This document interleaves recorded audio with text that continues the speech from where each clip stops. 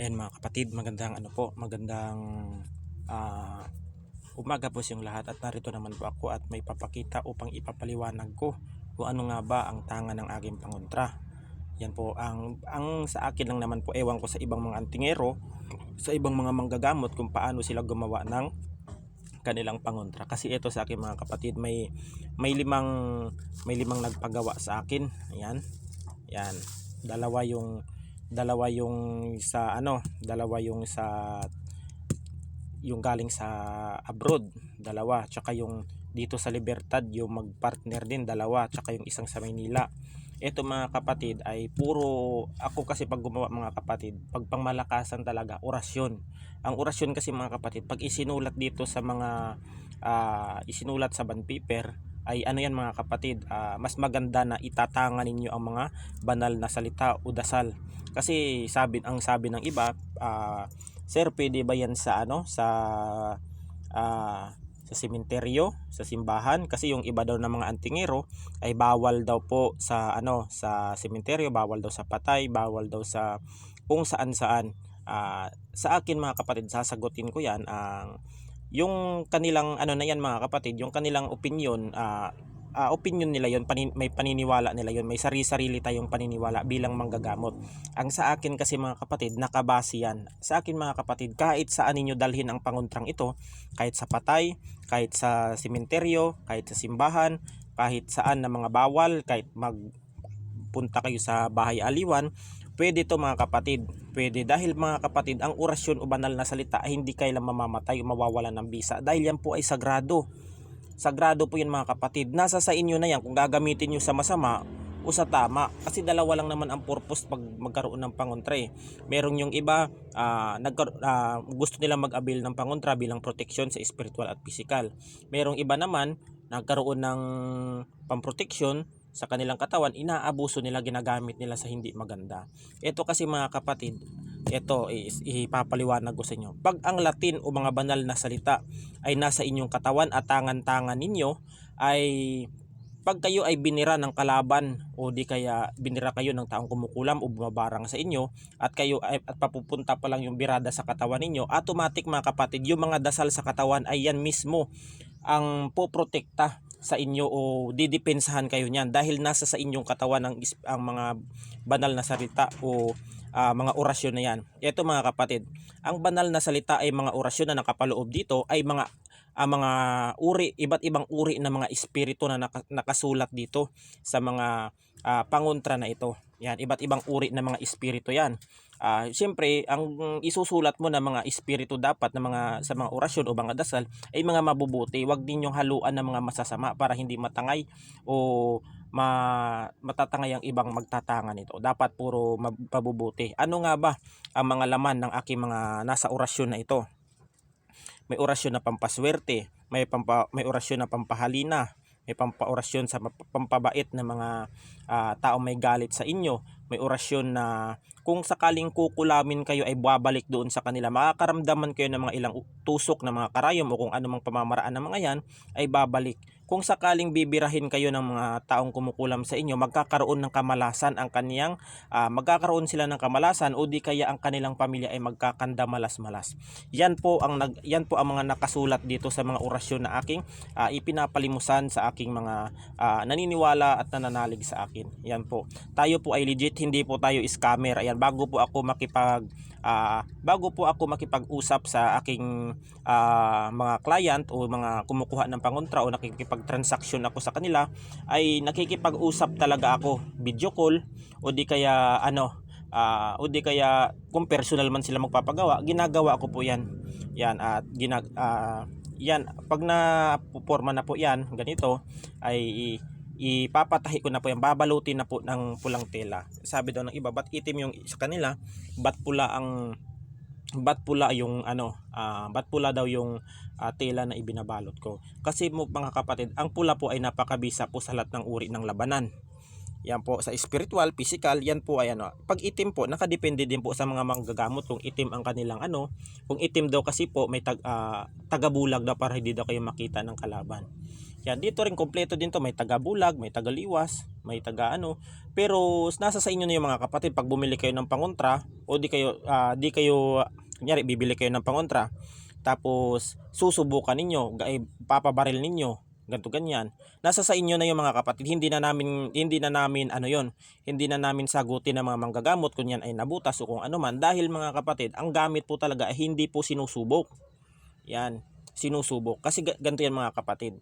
Ang gamit ay hindi sinusubok. Diyan mo makikita ang totoong gamit pag nasa kagipitan ka. Ipapagtanggol ka niyan dahil ang sabi nga ng Panginoon, wag mong subukan ang ano, kung ikaw ay may pananalig sa gamit mo, wag mong subukan kung ayaw mong subukin ka rin.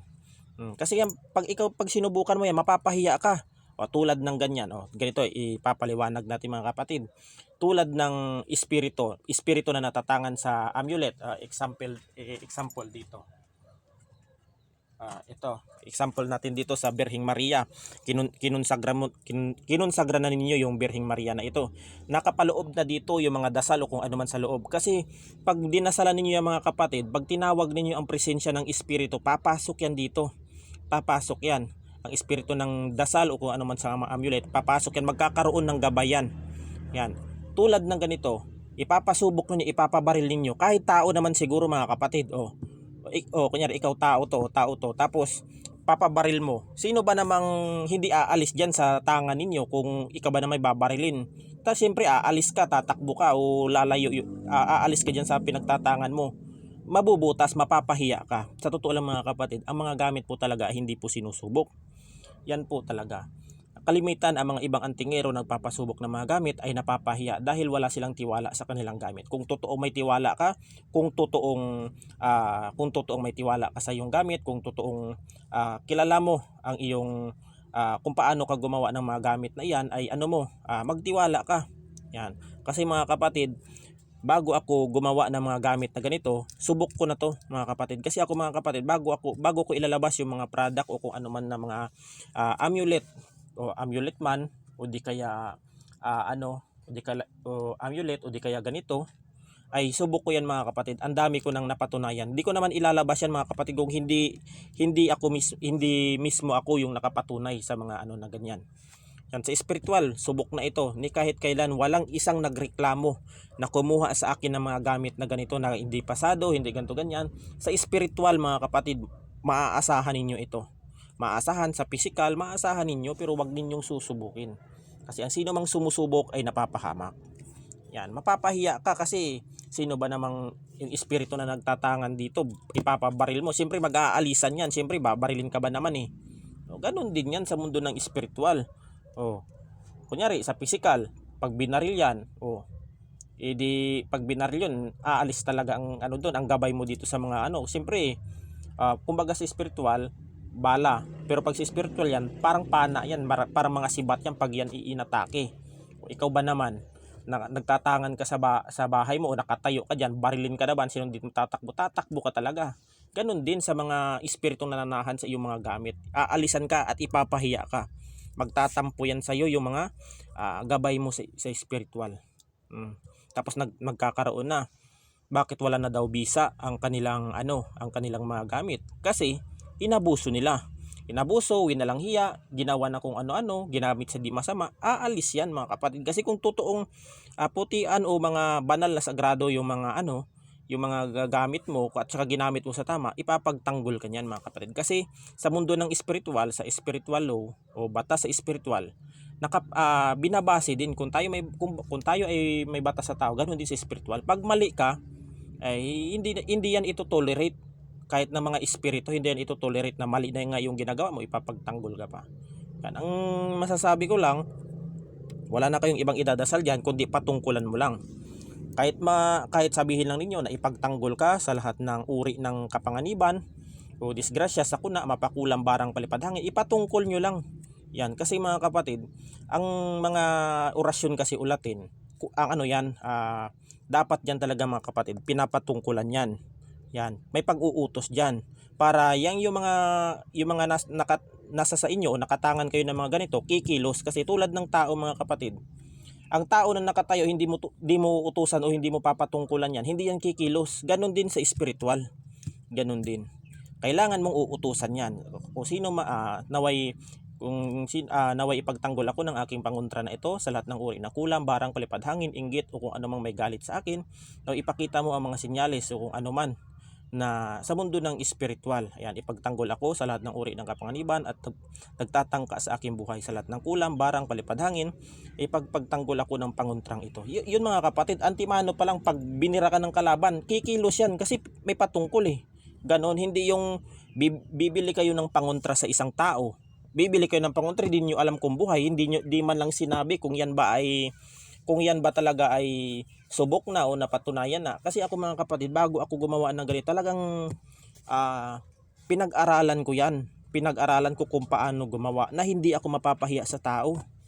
Yan, kasi hindi basta-basta ang panggagamot. Kasi pag yan ang panggagamot mo ay talagang benta ka lang ng benta ng gamit na hindi mo alam ang proseso, ay talagang mapapahiya ka dyan. Dapat aralin mo rin kung anong pamamaraan, kung anong aralin natin para walang masabi ang mga naniniwala sa atin, ganito ganyan. Yan. Ayan mga kapatid, kaya dapat maging masuri tayo. Yan, sa mga amulet din, meron din namang tested kasi sa akin mga kapatid, ang kalimitan na dinadasal ko diyan sa amulet ay talagang pang-spiritual lang talaga. Hindi ako nagdadasal ng liwas sa bala o pamproteksyon sa Kasi kung yung mga kapatid, kikilos yan kung talagang ikaw ay napapahama, kikilos yan mga kapatid. Hindi yan talagang iiwanan ka niyan pag nasa kagipitan. Yan, subok ko na yan. Ang dami ko nang napatunayan sa mga ganyang bagay. Yan. Kaya dapat sa mga antingero dyan na wag po kayong magalit sa akin kasi lahat tayo may kanya-kanyang opinion o paniniwala. Kung ano yung paniniwala ninyo yan. Kasi lahat tayo ay may kanya-kanyang paniniwala. Nirerespeto ko yung paniniwala ninyo. Dapat respeto lang din tayo. Wag na rin tayo kasi yung paniniwala ko ay talagang ilalahad ko ang aking paniniwala para malaman din o makita rin ng ibang tao. Yan. Ay, totoo, ganito, ganyan. Kasi ako mga kapatid, hindi ko dapat yan. Hindi ko dapat, kasi ako pag may mga aral ako na natutunan, sinishare ko rin sa mga taong nakikinig o nag-aano sa akin, yung mga naniniwala para may rin sila, may opinion din. Yan. Kasi ito, may pampaswerte na, orasyon pampaswerte, orasyon sa kaligtasan, orasyon sa lahat, physical, spiritual, sumbalik, lahat ng mga orasyon na andito. Lahat ng mga napag-aralan ko, isinulat ko sa isang bond paper, tsaka yun ang ginaguide ko kung paano magsulat. Yan lahat sila. 5 yung nag-avail sa atin, tsaka yung pinagawa ng 5 sundalo kasi siyempre naman ang mga sundalo ay mga kapatid, ang mga sundalo ay talagang mabibigat ang mga dala nila. Kaysa sa ganito ay ilalagay na lang natin sa belt, gawin na lang nilang sinturon para mas magaan. Kasi pag isinuot ninyo mga kapatid at nilak ninyo ito sa inyong tagiliran ay sobrang gaan po talaga mga kapatid. Yan wala pong ibang sangkap yan kundi puro orasyon lang. Napakagaan po. Yan po ay subok ko na. Subok. Ito kasi yung belt ko dati mga kapatid. Madumi na. Yan mga kapatid, madumi na yung belt na yan. Pero yan ay talagang subok ko na yan. Subok na yan. Binibigkis ko lang minsan yan pag sa gamutan. Yan. Ito ay napakalakas na gamit ito. Sobrang gaan ito pag nilagay ninyo sa inyong katawan. Yan. Yung mga ginagawan ko lang ng mga ganito ay yung mga sundalo, police, security guard. Pero yung mga hindi naman gumagawa, hindi naman nagtatrabaho sa mga gobyerno ay hindi ko pinapagawa ng mga ganito. Kung sakaling magpapagawa sila, pinapasin ko talaga yung ID nila kung talagang sila legit na mga sundalo, police o kung ano man, para hindi din ako masira. Kasi once na magagawa tayo ng mga ganito sa mga ordinaryong tao, tulad ng ganyan, gagawa tayo ng ganito sa ordinaryong tao, tapos gagamitin sa masama, gagamitin sa pagnanakaw, nahuli yon, tapos merong ganitong sa loob, ganitong mga nahuli sa kanyang katawan na meron siyang pangdepensa, masisira ka bilang manggagamot, masisira ka kasi ginamit nila sa hindi tama. O pag sinabi yon na ganito kay ano ko galing yan, ganto ganyan, o di sira ka bilang isang manggagamot. Kaya dapat piliin din natin ang kung paano ang paggawa ang dapat gawin, magpagawa, o di kaya yan, napakarami ng mga alam yan ng mga sundalo na nagpapagawa sa akin yan sa ibang lugar.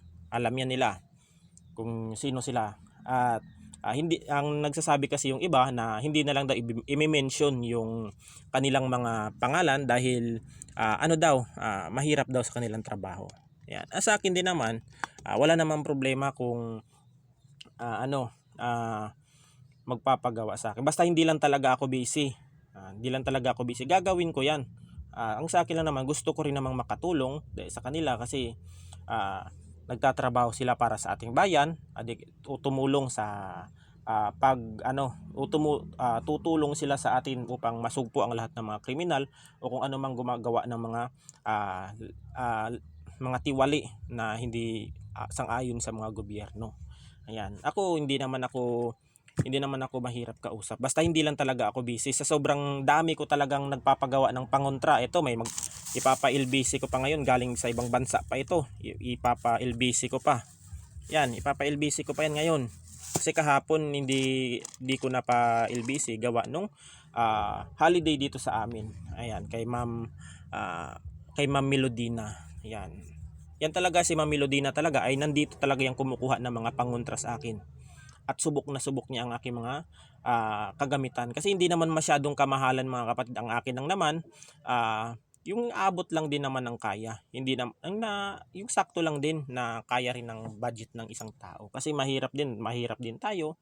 Naiintindihan ko rin kasi nanggaling din ako sa kahirapan. Kaya naiintindihan ko rin ang kanilang mga sitwasyon. Pag hindi nila kaya ang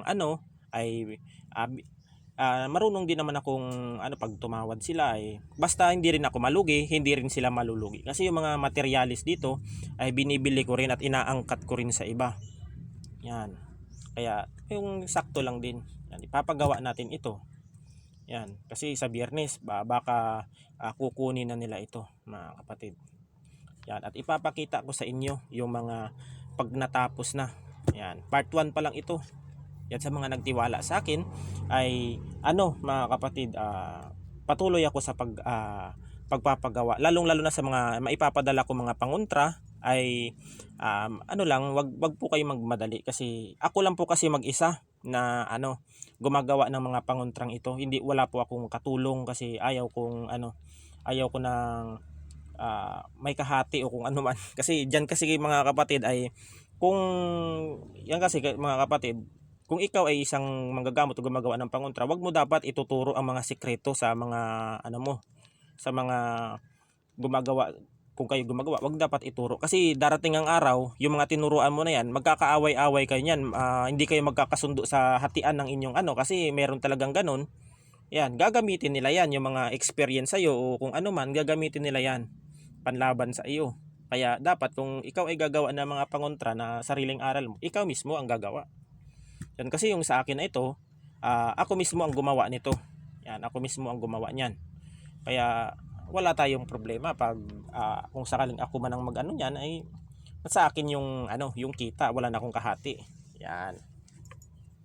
Bibili ko na lang ng mga pangangailangan, kung ano man ang mga dapat pangangailangan, tulong sa iba din. Ganun ako, hindi ako madamot pag yung mga pag ko diyan sa aking mga paggawa ng ganito ay nilalaan ko rin diyan. Yan, ang next project ko, yung bahay gamutan na ito ay papaayos ko rin to pag nakaipon-ipon ako. Yan yung next project ko, mga kapatid. Yan, ipapagawa natin ito. Lima ito sa sundalo, tapos 5 itong sa sa mga nabiktima ng mga black magic, kulam, barang o ito. Pwede din namang amulet, mga kapatid, kung gusto ninyong mag-avail sa akin ng amulet. Yan, ipapakita ko sa inyo, mga kapatid, yung mga amulet na available. Kung sakaling nagustuhan niyo, i-screenshot niyo, ibilugan niyo, i-send niyo sa akin at ipapagawa natin. Kasi mga kapatid, pag nagpapagawa sa akin, sinisend nila yung mga formula. Tapos ipapagawa ko sa mga kaibigan kong antingero sa Batangas. Depende kung kasi ako mga kapatid sa mga mura minsan kasi ang medalyon ay minsan nagmamahal, minsan din bumababa. Kaya yung marami ako mga kaibigan na mga kung sino yung mura, doon ako bumibili. O doon ako nagpapapanday kasi siyempre tayo ay para makalis din tayo, makatipid din, doon ako nag-aano. At ipapakita ko sa inyo mga kapatid ngayon kung saan yung nakursunadahan ninyo diyan, bilugan lang ninyo at saka i-send niyo sa akin at i-ano natin kung magkano. Yan. At ipapadala yan dito mga kapatid. Ipapadala muna nila dito, kukonsagrahan ko, tapos papadala ko diyan sa inyo. Yan.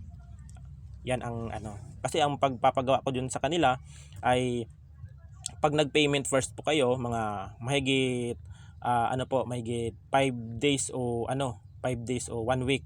Kasi mga kapatid, hindi po sila magpapanday ng kanilang yung mga amulet kung hindi po nakakapag-payment. Gawa po nung bibili pa ng materyales. Yan po, ipapaliwanag ko sa inyo. Pagbili pa ng materyales, papadala sa akin diyan. Papadala na. Pag pinadala sa akin after 3 days dadating siguro, 3 days o 4 days dadating dito. Kukonsagrahan ko yan isang araw. Pag konsagra ko ng isang araw, ipapa-LBC ko na yan. Papunta dyan sa inyo. Di buhay ang gamit inyo. Kasi kung ida-direct sa inyo, hindi ninyo alam kung ano ang kinonsagra dyan, ano yung ibinubuhay dyan. Kasi may iba-iba din kasing mga tao din na loko-loko din, ibis na lagyan ng pampaswerte o kung ano man, nilalagyan ng pampamalas. May mga loko-loko din, kaya mag-ingat din tayo sa pagbili ng mga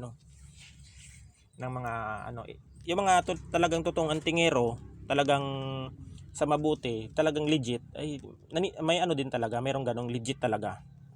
Yan. Kilala ko ang mga totoong legit na mga antingero at mga nagtitinda ng amulet. Yan. Kaya dapat maging maging totoo tayo sa ating sarili. Yan. Iwasan natin po yung mga panluloko, scammer, dahil sa panahon ngayon marami ng scammer, maraming nagrereklamo sa akin dito na kung kilala ko daw si Kesyo ganto, kilala ko si Kesyo ganyan, tapos kung i-stock ko, scammer pala, mga hindi naman sa kanila yung account, ginagamit sa walang hiya, ginagamit para manloko. Tignan mo yung mga taong manluloko, hindi umaasenso kasi puro panluloko ang ginagawa nila sa kanilang kapwa. Ayan.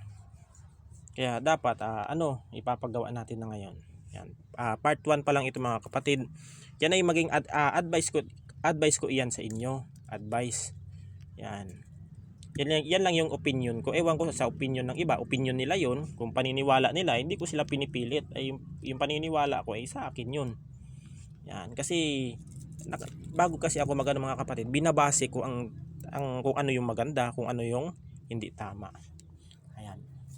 Ang gagawin ko lang dito, ipapatahi ko na lang ito ngayon sa mananahi. Pagkatapos ay ipapaano ko na lang dito, kukunin din naman nila ito dito. Yan, itong sa sundalo, ewan ko kung sila siguro ang kukuha nito. Yan, basta gagawin ko yung mga nila, pamproteksyon nila. Sa kanila na yun, kung ano gagawin nila diyan, kung hahalungkatin man nila yan, kung ano man ang nasa sa kanila yun. Ang importante, ginawa ko ang ko para sa kanila, para sa protection nila. Yan. Kasi ako mga kapatid, hindi ako lalabas ng mga ganito kung hindi ko napatunayan sa ibang, kung hindi ako mismo ang nakaka-experience na ganito.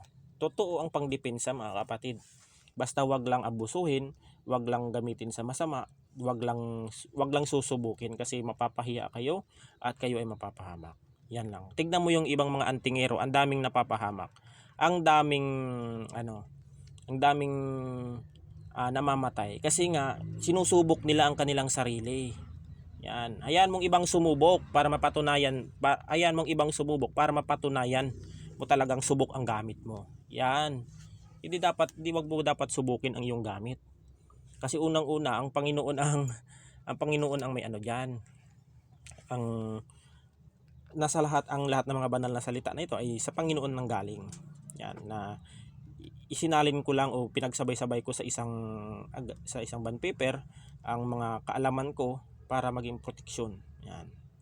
Tsaka namimili din ako ng mga taong gustong magtangan nito kasi ayaw ko rin na Pag alam kong hindi ako komportable sa tao, ay hindi ako komportable sa tao, hindi ako basta-basta naglalabas ng pangontra.